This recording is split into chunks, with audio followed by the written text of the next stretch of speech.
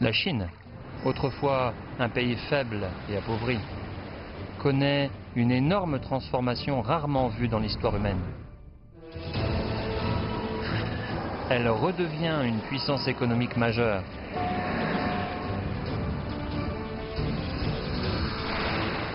Elle s'ouvre aussi et interagit avec le reste du monde comme jamais auparavant. Que s'est-il passé depuis la création de la République populaire de Chine en 1949? Comment le pays interagit-il avec le reste du monde au cours des 70 dernières années? Ce documentaire en 5 épisodes retrace le chemin emprunté par la Chine, examinant comment elle influence et est influencée par le monde.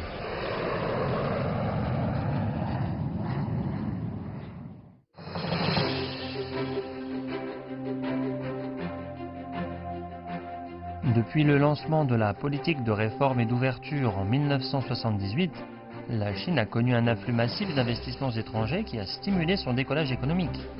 Alors que le pays s'ouvre au monde, il attire non seulement plus d'investissements étrangers, mais devient aussi un investisseur majeur dans le monde.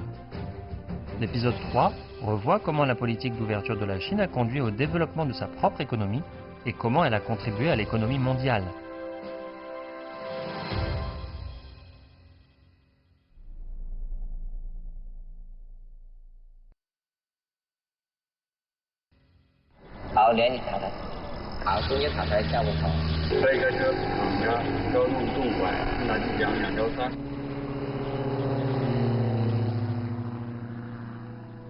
Ici, on offre une formation des pilotes à la tchèque et on dispose de la technologie de fabrication d'avions avancée de la République tchèque. Les méthodes de vinification les plus anciennes du pays se trouvent ici aussi. Ce lieu reflète plus d'un demi-siècle d'amitié sino-tchèque.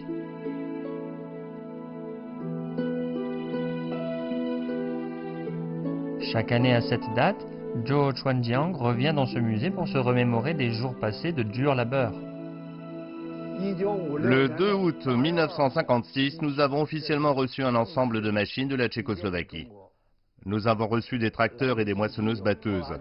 Il s'agissait essentiellement d'un ensemble complet d'équipements agricoles modernes. Le 17 janvier 1956, alors vice-président de la République populaire de Chine, Zhu De a conduit une délégation en Tchécoslovaquie. On lui a offert un ensemble complet de machines agricoles au nom du peuple tchèque. Les travailleurs de cette ferme d'État à l'est de Zhangzhou réhabilitent le sol pour le rendre apte à l'agriculture. L'arrivée d'un grand nombre d'équipements agricoles modernes en 1956 n'aurait pas pu tomber à un meilleur moment. Ce soutien provenait principalement des pays socialistes d'Europe de l'Est et a aidé la Chine à percer les sanctions occidentales contre le jeune pays communiste. L'aide de ces pays a aussi accéléré le rythme de la modernisation agricole de la Chine.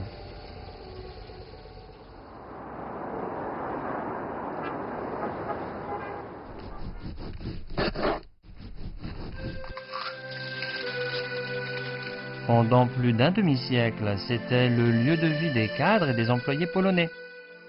Alors que les habitants de ces pièces changent constamment, le mélange de style chinois traditionnel et polonais est resté le même. Bientôt, nous célébrerons le 70e anniversaire de notre entreprise. Je pense que la Chinese Poly Joint Stock Shipping Company, ou Schiphol-Brock, est un lien central pour les relations sino-polonaises.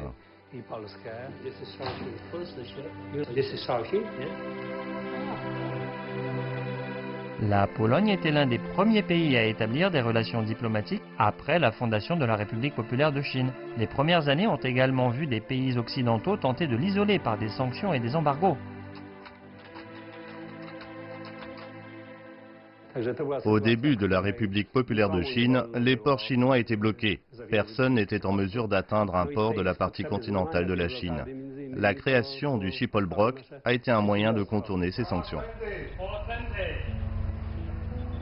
C'était une période extrêmement difficile.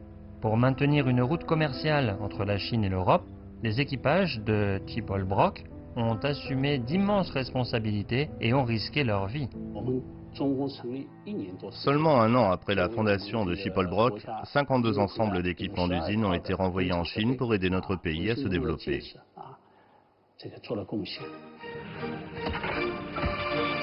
Dans un contexte d'embargo, les premières années de la République populaire ont vu le pays mettre l'accent sur son autosuffisance. Mais cela ne signifie pas que la Chine a été isolée. Grâce à l'aide des nations socialistes d'Europe de l'Est, la Chine a commencé à échanger avec le monde et à recevoir des flux de capitaux internationaux.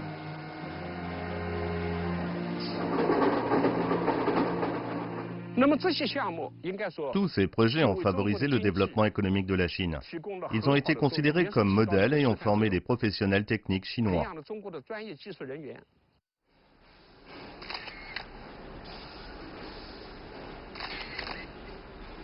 Depuis 40 ans, cet homme enregistre l'évolution de son entreprise avec la ville de Shenzhen.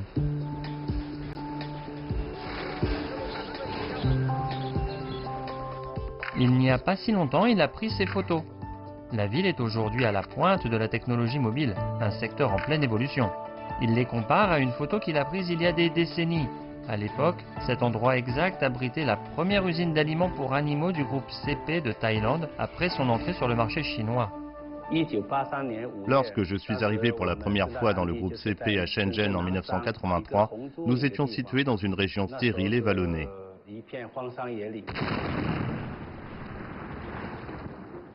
En 1978, la Chine a inauguré une nouvelle ère de réforme et d'ouverture. Shenzhen, Zhuhai, Shantou et Xiamen, ces 4 villes côtières, ont été sélectionnées pour devenir des zones économiques spéciales. C'est en 1979 que Danin Chiaravanon a décidé d'introduire en Chine l'activité phare du groupe CP, la transformation d'aliments pour animaux. À la fin de 1981, Danin Chiaravanon et le groupe CP ont reçu la première licence de Shenzhen pour les entreprises à capitaux entièrement étrangers, numéro de licence 0001. Il s'agissait de la première entreprise à capitaux entièrement étrangers de Shenzhen depuis la politique de réforme et d'ouverture. Je me souviens de mes débuts ici. Il y avait des jours où 3 à 4 groupes de personnes venaient apprendre de notre usine.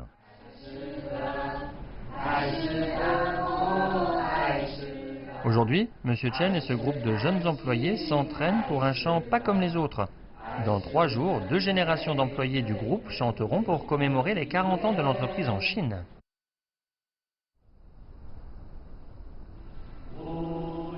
À 2000 km de là, à Beijing, un autre employé de la même compagnie, Huang Hechen, et ses collègues chantent la même chanson. Je suis né en 1989. J'ai grandi en regardant l'émission éponyme des divertissements du groupe CP.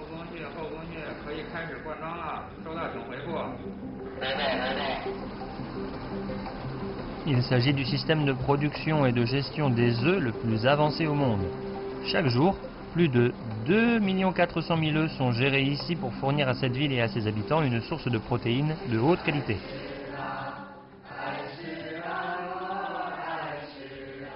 Le groupe thaïlandais ne compte que parmi des dizaines de milliers d'entreprises étrangères à entrer sur le marché chinois depuis l'introduction de la politique de réforme et d'ouverture du pays. Ils ont grandi au rythme du développement économique de la Chine. Depuis cette politique, les flux de capitaux se sont directement traduits en usines et manufactures. Mais ce n'est pas tout. Parallèlement, l'entrée de capitaux a également commencé à façonner ces marchés financiers naissants.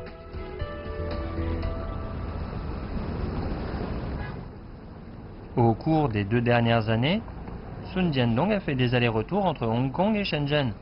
Bien qu'il n'ait jamais rencontré Zhuang Shuping, il a hâte d'en savoir plus sur l'homme qui a introduit la première banque commerciale étrangère en Chine continentale au début de la réforme d'ouverture. Ils ont non seulement introduit les derniers produits financiers internationaux et concepts de gestion en Chine, mais ils ont aussi contribué au développement des marchés financiers chinois, changeant les habitudes des consommateurs chinois.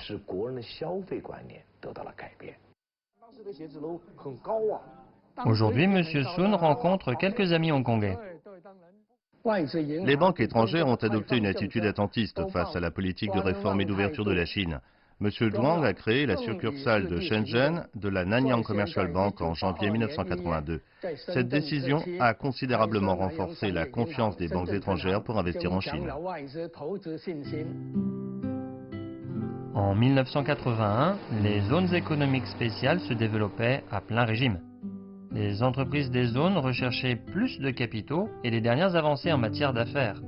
Zhuang Shiping, un Chinois d'outre-mer, a vu le potentiel de l'avenir économique du pays de ses ancêtres. Avec un sens patriotique, il est venu à Shenzhen dans l'espoir de contribuer au développement de la Chine. Malgré les changements radicaux dans le secteur bancaire chinois, la succursale de Shenzhen de la Nanyang Commercial Bank occupe une place irremplaçable depuis le début de ses opérations il y a près de 4 décennies. C'est ici que le premier coffre-fort, la première carte de crédit et le premier guichet automatique de Chine sont apparus. Le montant total des prêts nécessaires pour construire l'hôtel Hilton de Shanghai était trop important pour qu'une seule banque puisse le financer. Nous avons donc proposé de former un consortium et nous avons invité davantage d'investisseurs institutionnels internationaux à nous rejoindre dans le processus de financement. Peu de gens espéraient que le succès du premier prêt syndiqué international de la Chine marquerait le début des flux massifs de capitaux entrant dans le pays. Ce nouveau moyen de financement a permis d'aider un nombre important de grandes entreprises et de hautes technologies. Nous avons une compréhension approfondie de la Chine. En tant qu'institution financière chinoise à capitaux étrangers, nous sommes un pont entre les banques chinoises et étrangères. La Chine a lancé sa politique de réforme et d'ouverture avec un état d'esprit ouvert et un marché énorme. Elle est très vite devenue le nouvel Eldorado des investisseurs internationaux. Des investissements américains ont contribué à la construction du premier hôtel chinois en co-entreprise, le Jiangguo Hotel. Dans le secteur automobile, Beijing Automotive, ou BAIC, s'est associé à la filiale Jeep de l'entreprise American Motors pour lancer une marque de Jeep chinoise à succès. Et des publicités pour Coca-Cola et KFC ont commencé à parsemer les rues de Beijing et des autres grandes villes de Chine. La croissance de la Chine de 1978 à nos jours est sans aucun doute la transformation économique la plus extraordinaire des temps modernes.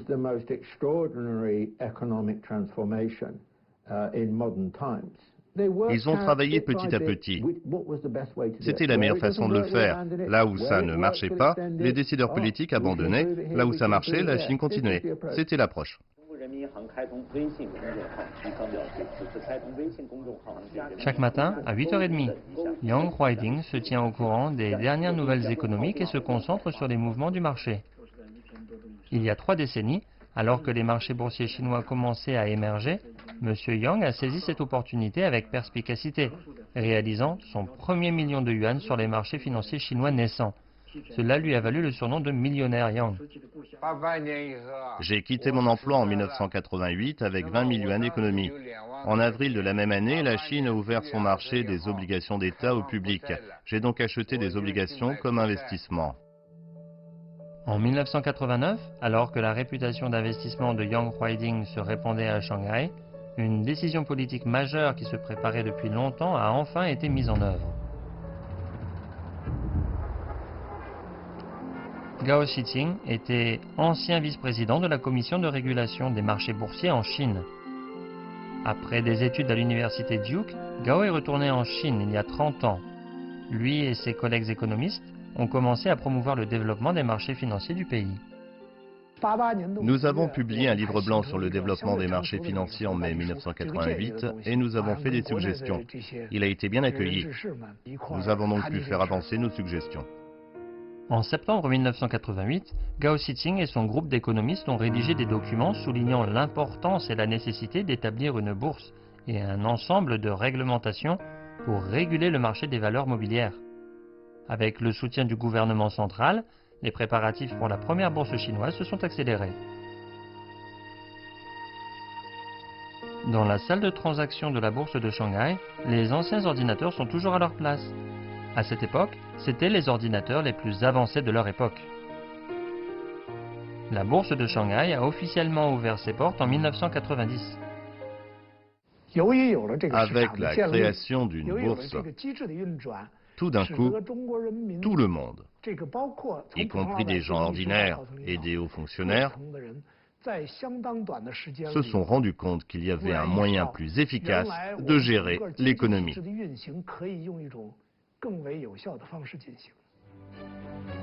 Tout a commencé avec seulement 30 actions cotées en bourse. Pour les économies avancées, le marché boursier fait partie de la vie des gens. Mais la Chine ne faisait que commencer. L'ouverture de la bourse de Shanghai a marqué le début d'un nouveau chapitre dans le développement du marché des capitaux du pays. Une fois qu'un pays commence à développer ses marchés boursiers, de grandes quantités de capitaux peuvent y affluer. Il y a plus de flux de capitaux par rapport au simple recours à des co-entreprises et à des investissements directs étrangers.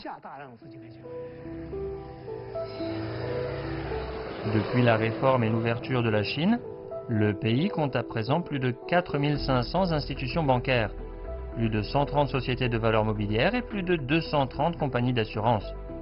La Chine possède aujourd'hui le plus grand marché financier en capitalisation au monde. Elle possède le deuxième marché mondial d'actions, d'obligations et d'assurances. À partir de pratiquement zéro, la Chine a maintenant construit un marché des capitaux à plusieurs niveaux en 4 décennies. Voici les monts Kunlun, à 4767 mètres d'altitude. Ces camions sont équipés du dernier moteur Cummins pour répondre aux normes d'émission des véhicules les plus strictes de Chine, les normes 6. Les véhicules finissent le premier tour d'un essai sur le terrain dans des conditions difficiles. Le nouveau moteur sera poussé à ses limites. Il devra parcourir 12 000 km dans des températures extrêmes, oscillant entre un froid polaire et une chaleur torride, et en haute altitude.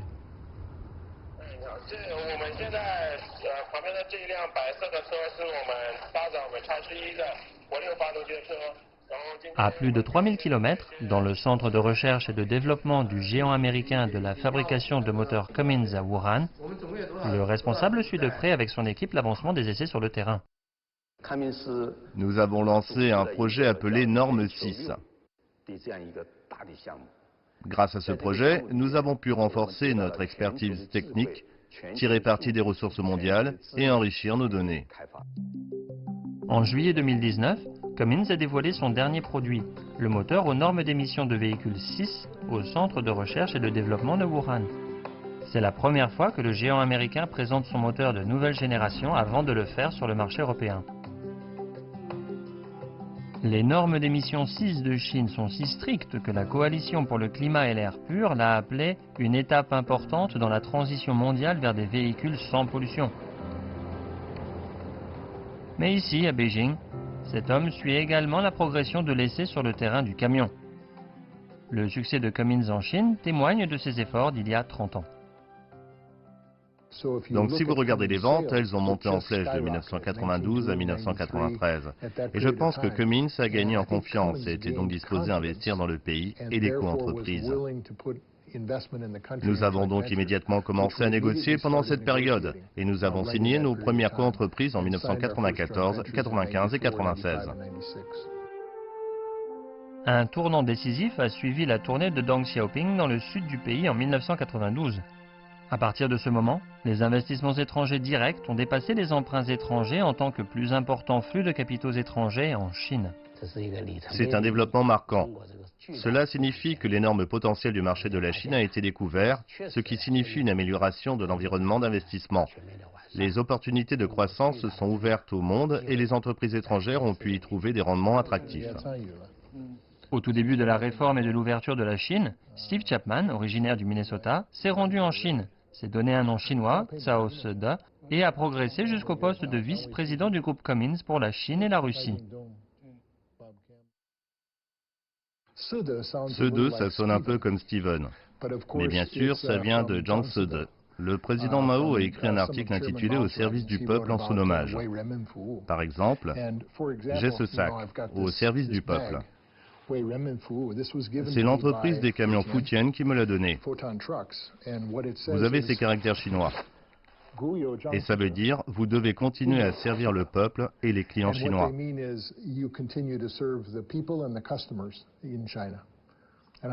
Je suis très fier de mon nom chinois. C'est l'entreprise Cummins à Chongqing. En 1995, La société a créé sa première co-entreprise de fabrication de moteurs en Chine ici. Cette décision est venue dans la foulée de l'ouverture de la Chine après 1992. Les lois et les règles chinoises concernant l'investissement étranger n'étaient pas claires au début et sont progressivement devenues de plus en plus claires avec la politique de réforme et d'ouverture. Cummins cherchait des gens qui pouvaient comprendre la culture.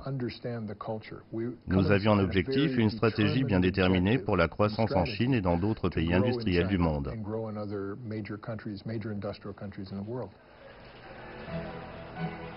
À l'époque, grâce au partenariat et au travail acharné d'ingénieurs chinois et américains, une ligne de production complète a été construite en seulement 2 ans. À la 3e année, elle était capable de fabriquer des moteurs de grande puissance. C'est ce type d'efficacité et le potentiel du marché chinois qui ont donné confiance aux actionnaires de Cummins. Au cours de cette période, nous avons eu une forte amélioration de notre capacité technique à Wuhan. Nous avons embauché des chefs de produits compétents. Ils ont commencé à prendre les devants dans le développement de moteurs répondant aux normes 6. Et maintenant, je suis très fier de ce groupe.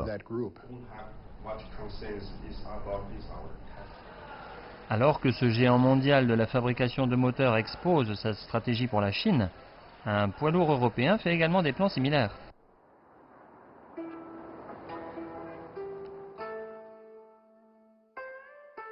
Infuser une tasse de thé vert du Sichuan et s'accorder 10 minutes pour voir cette ville. C'est une habitude que cet Allemand vivant en Chine s'est formé après avoir passé 30 ans dans le pays. L'an dernier, grâce à la réduction du nombre de secteurs figurant sur la liste négative et à l'amendement de la réglementation en matière de droits de douane, il y avait donc un soutien direct pour le secteur automobile. Nous avons profité avec notre partenaire local de ces mesures, mais surtout de la politique orientée vers l'innovation en Chine. Voici une ligne de production de BMW Briance à Shenyang. Cette ligne de production avancée et flexible est la fierté des opérations de BMW en Chine. Nous avons annoncé que nous allions investir encore 24 milliards de renminbi dans nos nouvelles installations à Shenyang. Nous sommes convaincus de l'avenir du marché.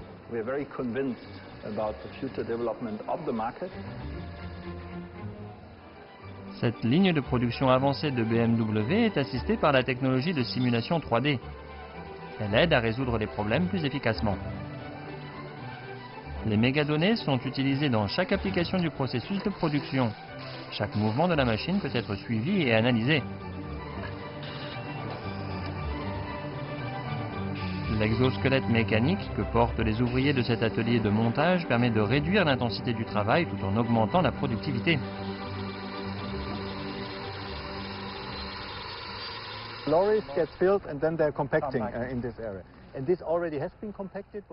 Malgré la pluie, Daniel Schaeffer est sur les chantiers pour voir le déroulement de la construction de la nouvelle usine.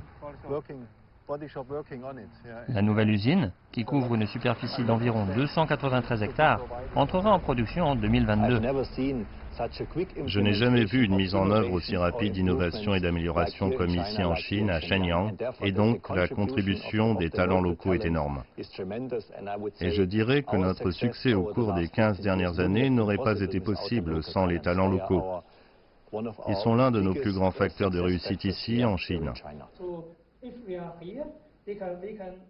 Aujourd'hui, ce vice-président de la technologie et de la fabrication travaillera avec Lin Lerong, chef de l'atelier de l'assemblage du moteur et de la batterie, pour discuter des plans de construction de la phase 2 du centre de batterie qui ouvrira ses portes en 2020. Je ne suis pas seulement responsable de la production de moteurs, mais également de la batterie de 5e génération de BMW. En 2017, la phase 1 du centre de batterie est entrée en activité avec succès. Grâce à une équipe chinoise efficace et dotée d'une forte capacité d'exécution, Daniel Schaeffer a pu avoir plus de confiance. Il a promis au conseil d'administration de BMW Briance que la phase 2 du centre serait achevée à temps en 2020. Je pense que ce qui a changé en Chine est que dans le passé, la Chine était plus une sorte de lieu de production pour le monde et de marchandises aussi. Des voitures étaient produites en Chine, mais elles n'étaient pas créées ou inventées ici. Aujourd'hui, il y a l'initiative de passer de produire en Chine à créer en Chine.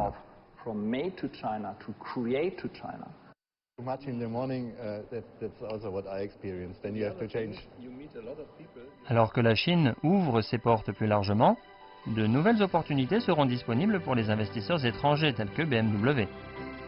Alors que dans le passé, ces investissements étaient surtout destinés à la production de l'entreprise, ils se dirigent de plus en plus vers la science et la technologie. C'est ce que la Chine entend par sa transition vers une croissance de meilleure qualité et une meilleure rentabilité des investissements. Dans le même temps, l'environnement de la Chine pour faire des affaires s'améliore constamment, devenant plus international. Les règlements en matière d'investissement étranger ont comme base une production juridique appropriée. Ils sont plus faciles à pratiquer. Tous ces facteurs sont cruciaux pour attirer des flux de capitaux étrangers en Chine. Le rapport de la Banque mondiale sur la facilité de faire des affaires en 2018 a montré que la Chine a grimpé de 32 places pour se classer au 46e rang sur un total de 190 économies. Dans ce contexte, les capitaux mondiaux continueront à trouver des opportunités à prospérer et à se développer en Chine.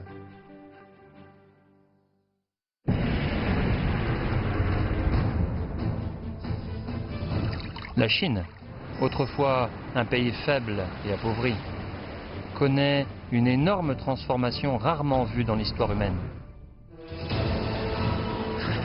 Elle redevient une puissance économique majeure.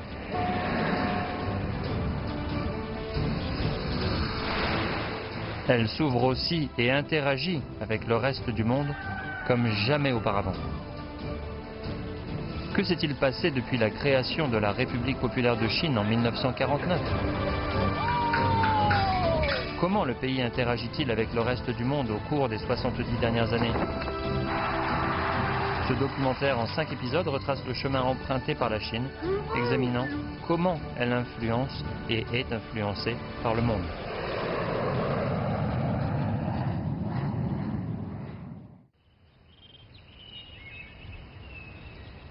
Voici le village de Zhujiazhuang dans la province du Gansu, dans l'ouest de la Chine. Le brouillard persiste depuis plus de 15 jours.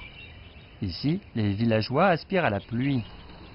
Le temps sombre diminue l'efficacité de l'agriculture et affecte l'humeur de Chen Sewen.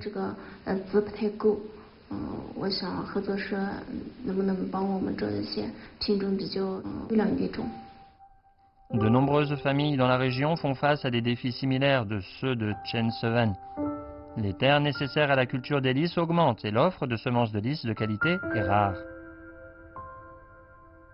Xu Xuebao, le chef de la coopérative locale, comprend les défis auxquels des familles comme Chen font face. Il attend que quelqu'un arrive. La pauvreté et les faibles revenus affectaient le district.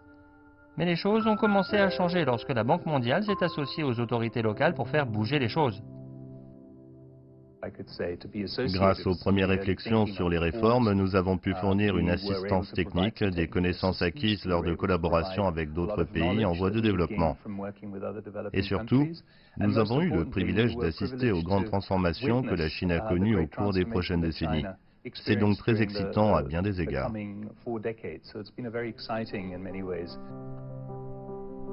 La Chine a repris son adhésion à la Banque mondiale en mai 1980. Depuis, l'aide de l'institution internationale a contribué aux efforts de lutte contre la pauvreté en Chine, aux initiatives d'urbanisation, ainsi qu'à l'expansion des services sociaux et des projets d'infrastructure.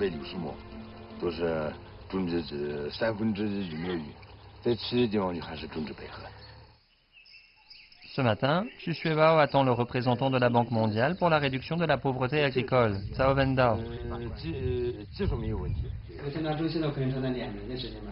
Dans le même temps, la Chine joue un rôle actif pour soutenir l'institution internationale.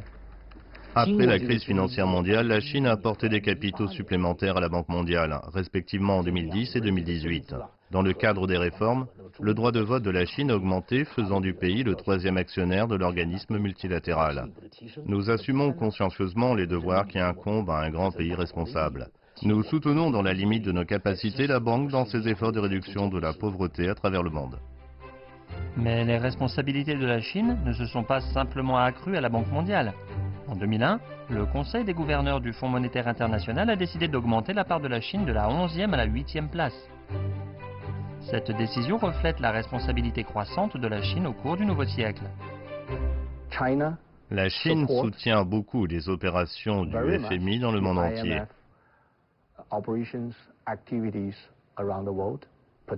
particulier en ce qui concerne la stabilité mondiale, la promotion du commerce et de la croissance économique, non seulement en Chine, mais aussi en Asie, en Afrique, en Europe, en Amérique du Sud et d'autres régions du monde.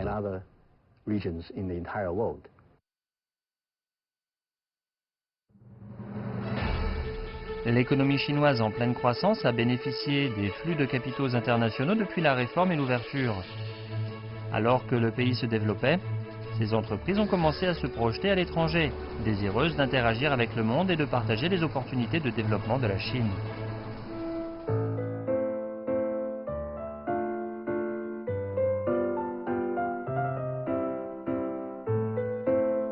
Il y a 2 siècles, cette ville était le berceau de l'industrie du lin en Europe. Cependant, l'élan de l'industrialisation a laissé cette ville derrière. 2 siècles plus tard, l'arrivée d'une entreprise chinoise relance une fois de plus la prospérité de la ville.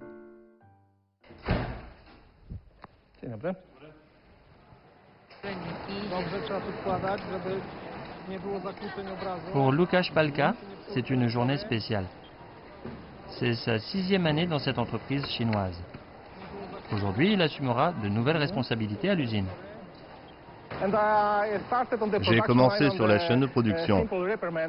J'ai occupé de différents postes, dont ingénieur en charge des produits. 90-95% des composants viennent de Chine. La carte mère vient de Chine, le tableau de bord vient de Chine, la coque en plastique vient de Chine. Presque tout vient de Chine.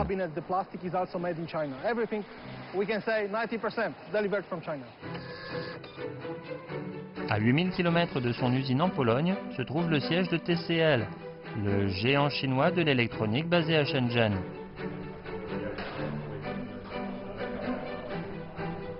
Aujourd'hui, ces cadres discutent attentivement de la manière d'améliorer la productivité. Depuis le début de cette année, nous fournissons une grande quantité de nos produits à l'Europe occidentale. Nos capacités de production s'améliorent constamment.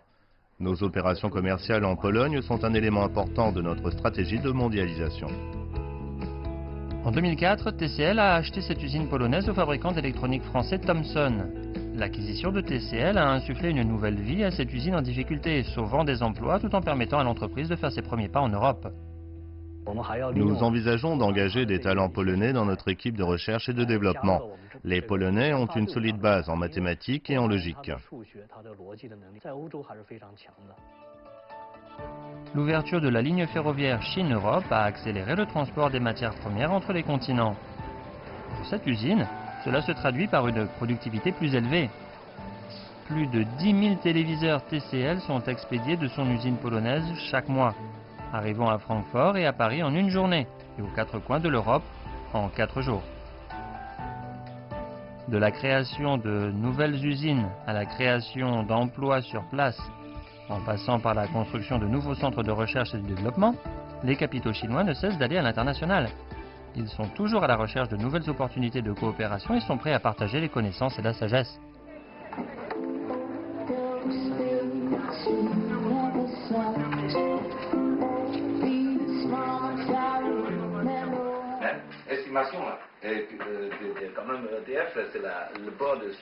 Zhang Dongshan dirige les opérations de China General Nuclear au Royaume-Uni. Une grande partie de son travail consiste à communiquer avec le géant français de l'énergie, Électricité de France ou EDF. Les 2 parties sont en discussion chaque jour pour trouver des solutions aux problèmes rencontrés lors du projet de construction commun. Pourquoi le gouvernement britannique nous souhaitait la bienvenue? Le Royaume-Uni espérait que nous pourrions apporter notre expérience de construction pour aider à la réussite de la centrale nucléaire de Hinkley Point. Le gouvernement britannique estime également que nous réalisons un excellent travail dans nos projets en Chine. En octobre 2015, China General Nuclear Power et EDF ont convenu de financer conjointement la construction de 2 réacteurs de type EPR à Hinkley Point. Une fois le projet terminé, elle couvrira 7% des besoins en électricité du Royaume-Uni, réduisant ainsi les émissions de carbone du pays.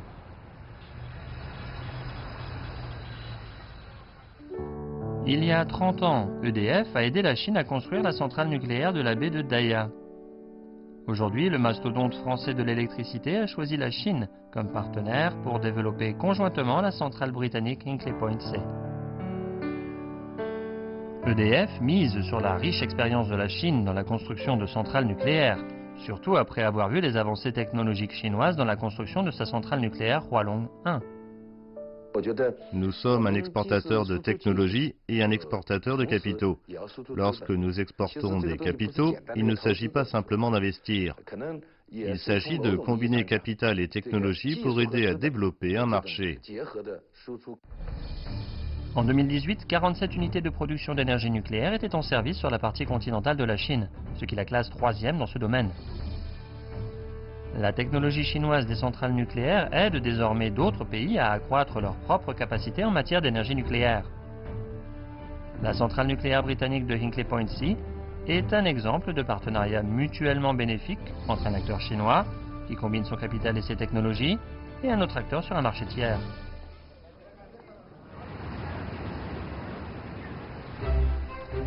Aujourd'hui, alors que les capitaux chinois continuent de s'intégrer au monde, une nouvelle initiative se dessine, celle de la ceinture et de la route. Il s'agit du plus grand bien commun mondial réalisé ensemble par les différents acteurs. Les capitaux qui transitent par les nouvelles routes de la soie favorisent une meilleure connectivité et un développement basé sur l'inclusion et l'égalité.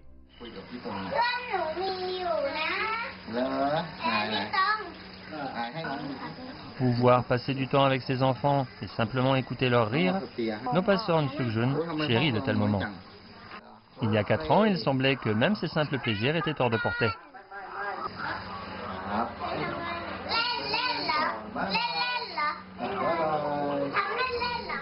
Un trajet de 15 minutes le conduit à la zone industrielle de Rayong, à 2 heures de Bangkok. C'est le plus grand groupement industriel et la plus grande base d'exportation manufacturière construite par des entreprises chinoises en Thaïlande.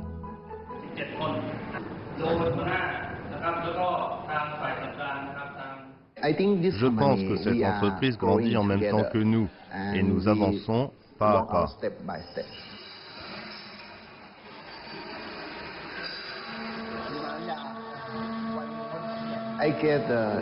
L'entreprise évolue sans cesse. J'essaie d'améliorer mon travail. J'ai l'opportunité de faire entendre mes idées et les projets que je souhaite entreprendre. L'entreprise ZC est la plus grande usine de caoutchouc de la zone industrielle de Rayong. Il y a 4 ans, une entreprise de pneus de la province du Zhejiang a choisi cet endroit comme première étape de sa stratégie de mondialisation. Ce qui a attiré l'entreprise est que la zone industrielle est dotée d'une chaîne complète d'approvisionnement d'automobiles. Le lien entre la zone industrielle et la province chinoise du Zhejiang remonte à 2006. Les chefs d'entreprise chinois ont choisi cet endroit pour son emplacement stratégique et ont estimé qu'il pourrait aider les fabricants chinois dans leur effort de mondialisation. La zone industrielle Rayong figure sur les voies maritimes des nouvelles routes de la soie.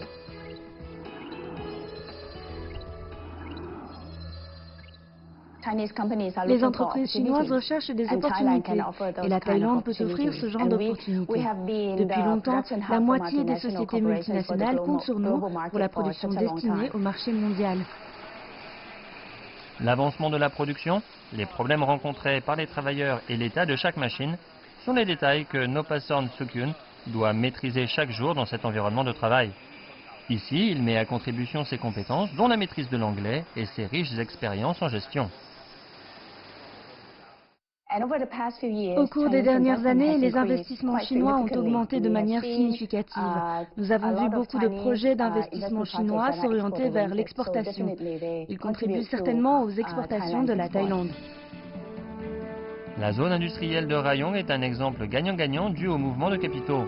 Plus de 100 entreprises chinoises se trouvent dans la zone, utilisant son emplacement comme plaque tournante pour stimuler la croissance de l'ASEAN et l'internationalisation.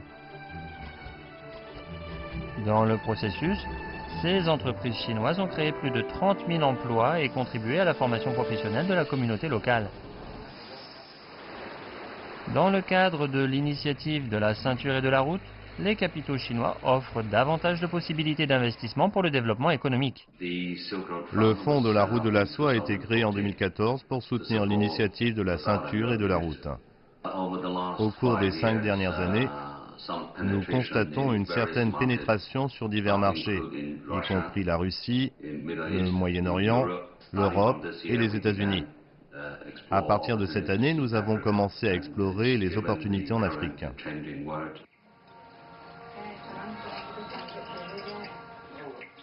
Dans le village de Suryat Mayan, en Indonésie, le petit déjeuner n'est pas une affaire compliquée. Ces plats, bien que simples, sont les favoris des locaux. Suwartini est installé ici depuis 35 ans maintenant. Ce petit restaurant est son seul moyen de subsistance. Sous l'air frais et le soleil de Suryat Mayan, ses invités ont amplement d'espace pour prendre leur repas. Par rapport à avant, le restaurant de Suwartini offre un environnement beaucoup plus accueillant et confortable, avec même une touche de luxe. Les changements ont commencé en 2015.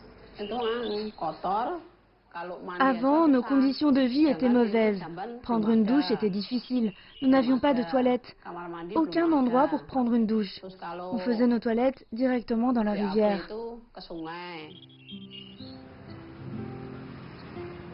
La rivière traversant le village de Suryat Mayan a été le témoin de l'évolution de cette zone.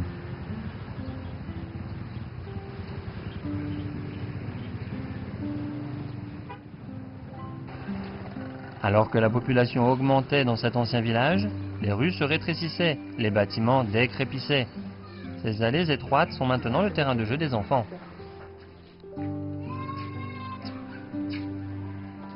Quand Adik Al-Fajar a entendu parler pour la première fois du projet de réhabilitation des bidonvilles de Kotakou, ce chef de village savait que plus d'un demi-siècle de retard et de manque de développement allaient changer. Je pense que le projet principal le long de la rivière se porte très bien. Cela nous permettra de réaliser notre rêve de devenir une destination touristique. Il y aura de nombreux touristes qui viendront visiter. Cela nous aidera à améliorer notre niveau de vie, notre économie locale, notre communauté et nos niveaux d'éducation. Le projet Kotaku est né d'une institution qui a également été créée en 2015. Comme vous le savez, au fil des décennies, la Banque mondiale et la Banque asiatique d'investissement pour les infrastructures ont soutenu des programmes sociaux de réduction de la pauvreté avec une restriction budgétaire extrêmement importante. Mais en raison de ressources limitées, ils ne pouvaient pas faire autant qu'ils en avaient besoin pour l'infrastructure. Nous essayons donc de nous impliquer et de renforcer, de compléter et de mettre en œuvre le travail de ces institutions en nous concentrant sur les infrastructures et les secteurs productifs.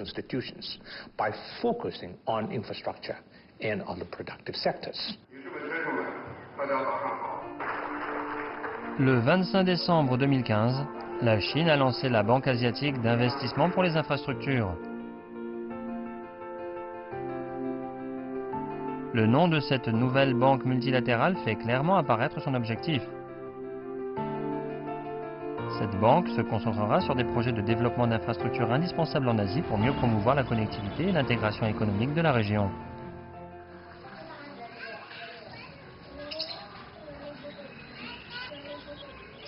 Le projet de réhabilitation des bidonvilles de Kotaku a repoussé de quelques mètres la maison et le restaurant de Suwartini, laissant de l'espace pour la construction d'une nouvelle route.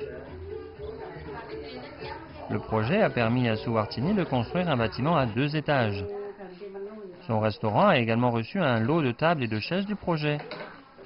Alors que le cadre de vie du village changeait pour le mieux, le bouche à oreille de son restaurant a commencé à se répandre. De nos jours, beaucoup de gens extérieurs au village viennent manger ici. Donc le projet va certainement aider Jakarta, mais aussi d'autres villes d'Indonésie à moderniser les bidonvilles pour améliorer la vie des gens, leur donner un meilleur accès à l'eau potable, un meilleur accès à l'éducation et bien sûr, un meilleur logement.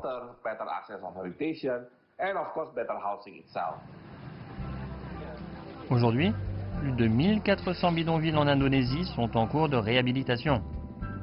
La Banque asiatique d'investissement pour les infrastructures étudie et poursuit d'autres projets pour améliorer le niveau de vie et les moyens de subsistance dans le monde.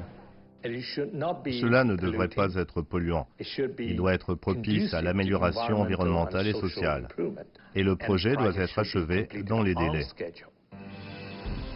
L'accent étant mis sur l'Asie tout en embrassant le monde, il s'agit de poursuivre un développement commun. C'est la responsabilité des capitaux chinois.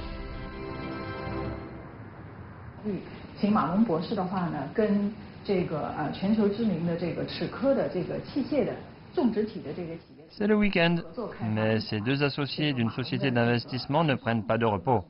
Aujourd'hui, ils conseillent une jeune start-up l'aidant à réaliser leurs rêves.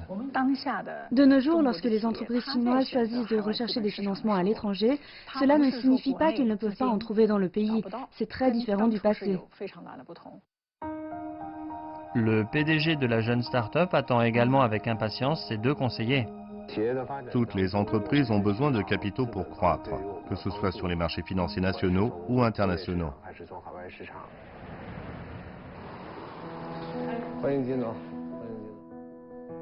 Dans l'après-midi, Jesse Jin se précipite dans cette clinique dentaire pour donner des conseils. Il y a 5 ans, cette équipe a introduit des dernières technologies de réparation dentaire du Portugal. En moins d'1 an, elle a créé sa propre clinique dentaire, la positionnant sur le marché haut de gamme. Avant d'envisager son introduction en bourse, une entreprise doit adopter une vision plus globale. Elle examinera si la place de cotation est propice à sa stratégie de développement à long terme. Elle va faire un choix entre le marché financier étranger ou chinois. Le site web chinois d'hébergement de vidéos Youku et la société de commerce électronique Dangdang ont fait leur entrée en bourse aux États-Unis en 2010. Cela a accéléré le rythme de cotation des sociétés Internet chinoises à l'étranger. Dans le même temps, les investisseurs étrangers souhaitent tirer profit de la croissance économique et du boom Internet de la Chine en achetant des actions de ces géants chinois de l'Internet. Les choses ont changé sur les marchés financiers chinois. Nous sommes un marché financier beaucoup plus diversifié. Qu'il s'agisse des capitaux étrangers ou chinois, nous leur souhaitons la bienvenue.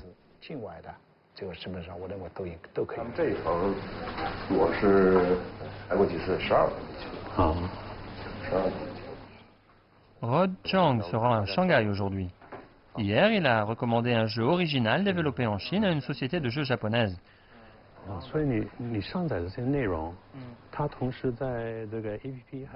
En 2 ans, Rod Chang a pu fabriquer la console de jeu Xbox de Microsoft.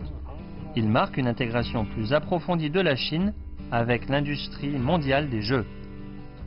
Rod est fier de la rapidité avec laquelle il a accompli sa mission.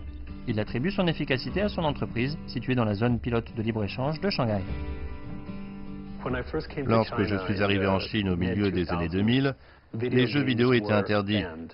On n'avait pas le droit d'amener des consoles de jeux dans le marché.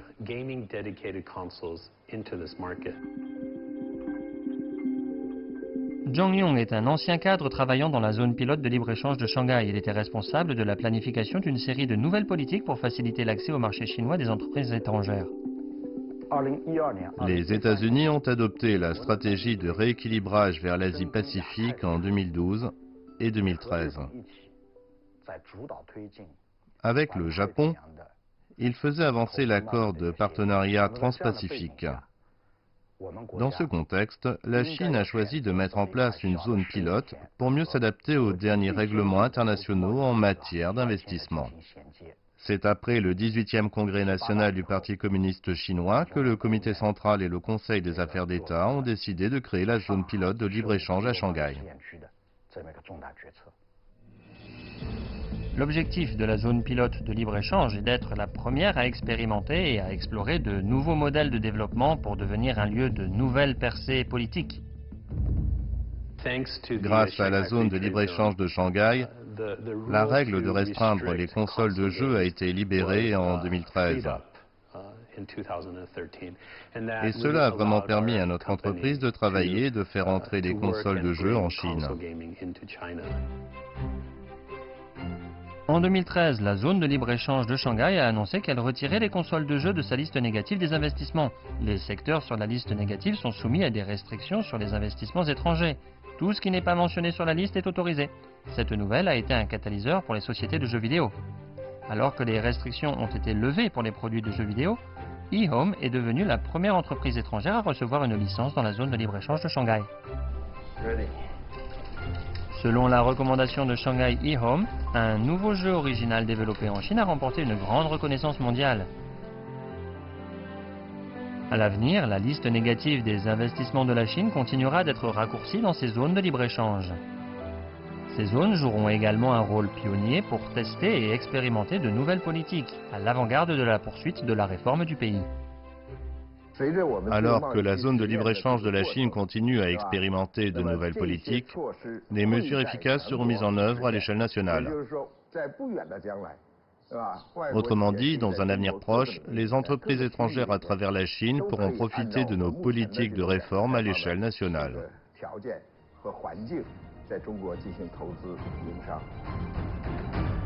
De la fusion des moyens de financement pour lutter contre la pauvreté à premier pays émetteur d'obligations vertes. De l'émission de prêts sans conditions préalables au financement durable le long des nouvelles routes de la soie.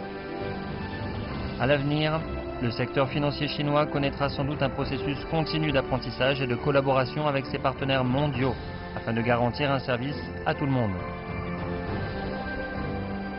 Qu'il s'agisse d'attirer des investissements étrangers ou d'investir dans d'autres parties du monde, la Chine est désormais profondément intégrée au marché mondial des capitaux.